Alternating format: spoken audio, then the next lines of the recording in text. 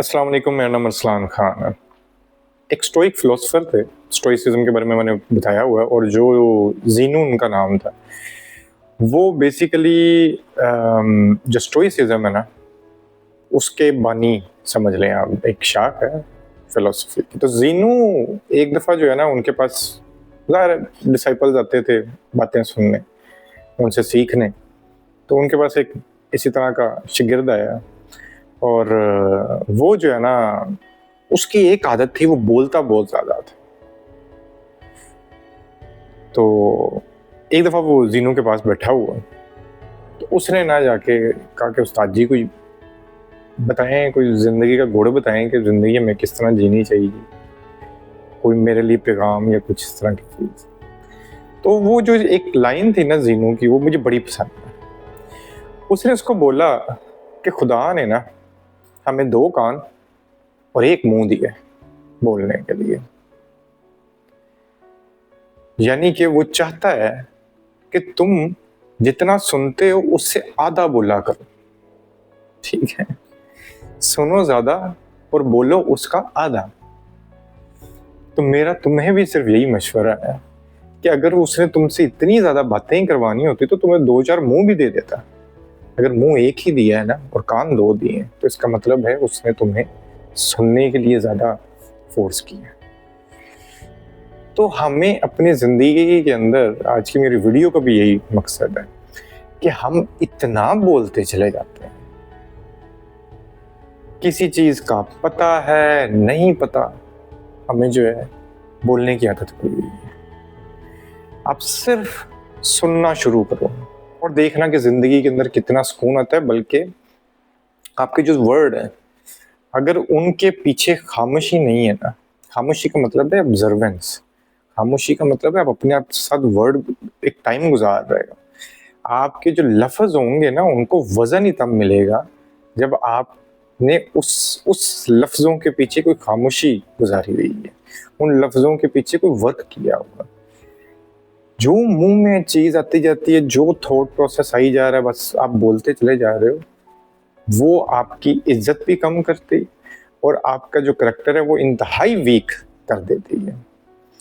तो आपको सीखना पड़ेगा for everything, not to just your build your character, अपनी लाइफ को, क्योंकि मेरा तो मानना ही है कि लाइफ हमें मिली ही ऑब्जर्व करने के लिए। तो जिस टाइम आप बोल रहे होते हो ना, उसमें ऑब्जर्वेंस नहीं होती। इस चीज को जरा गौर करना है।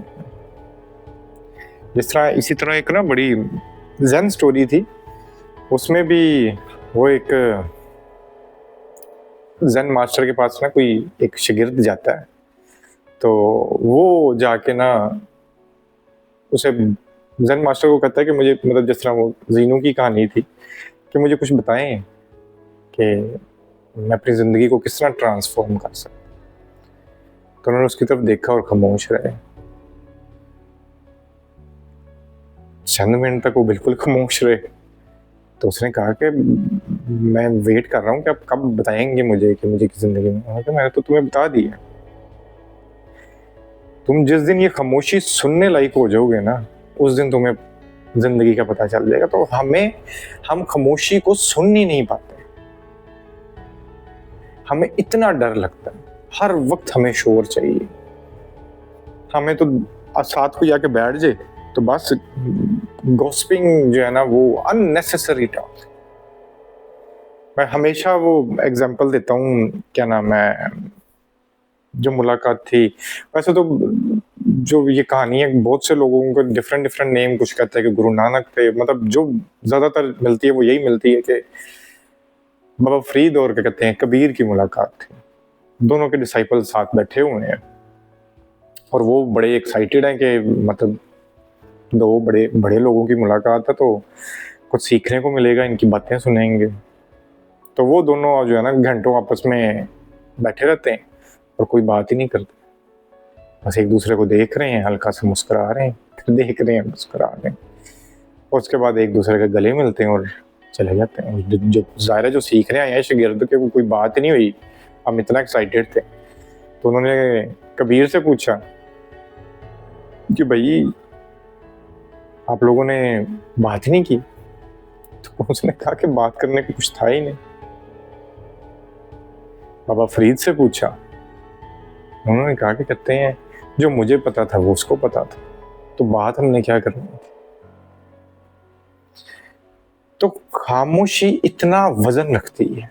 मेरा सिर्फ जो पॉइंट है आज की इस वीडियो का कि हम लोग बोलना थोड़ा कम करें और कोशिश करें कि हफ्ते के अंदर एक आधा दिन ऐसा रखें कि जिसके अंदर हम इसको प्रैक्टिस किया करें कि अननेसेसरी जो है ना, हमने किसी से कोई बात नहीं करनी। आप खुद देखना शुरू करोगे कि उस डीप साइलेंस के अंदर आप जिसमें खामोश हो, आपकी ऑब्जर्वेंस कितनी तेज होना शुरू हो जाती है। आप कोई भी चीज, कोई भी काम कर रहे हो, मैं बड़े लोगों को जानता हूँ जो कि अच्छा खासा कहते हैं इल्म भी रखते होंगे सारी चीज़ों, बट समटाइम्स उनके वो जो इल्म के अंदर ना ऑब्जर्वेंस नहीं हो रही होती, वो for the sake of saying कि मुझे किसी को बताना है कि I know this thing, I know this, वो ढेर सारी चीज़ें इकट्ठी कर लेंगे, बट आपके अंदर उन चीज़ों का उतरना बड़ा ज़रूरी है। वो जब तक आपके करैक्टर में झलकेगी नहीं चीज़, तब तक उसका कोई फायदा नहीं है। मैं आपको बड़ी फिलोसफियां मार के 2-4 शायद किसी ऐसी कंपनी में वाह ले लूंगा, बट वो अगर मेरे अपने करैक्टर में नहीं नजर आ रही तो दैट्स माय लॉस।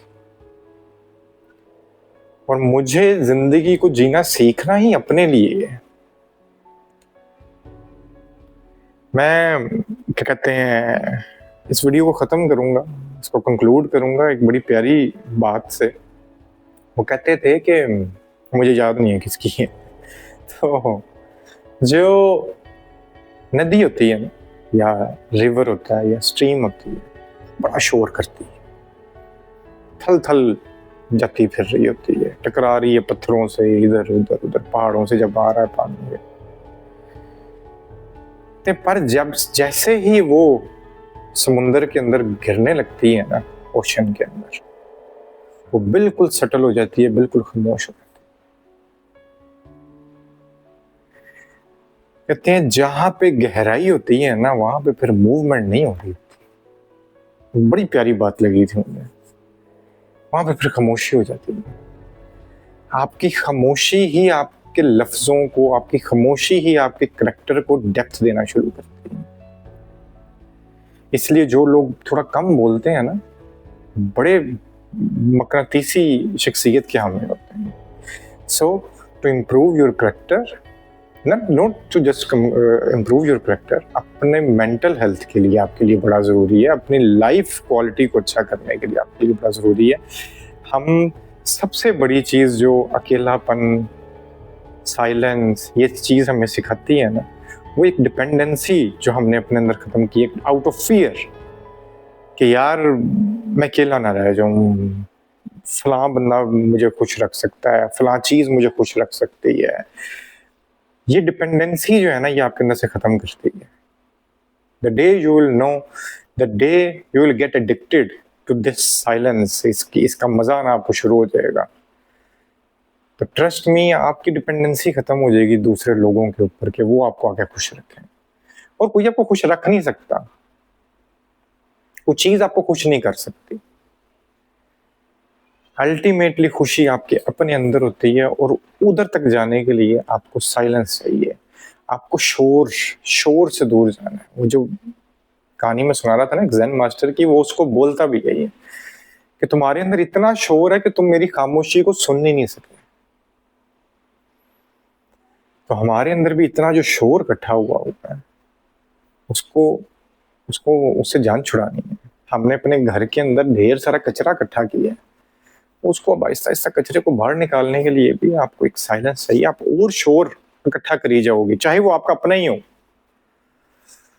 तो कचरा उस तरह को उस नहीं पड़ा रहेगा।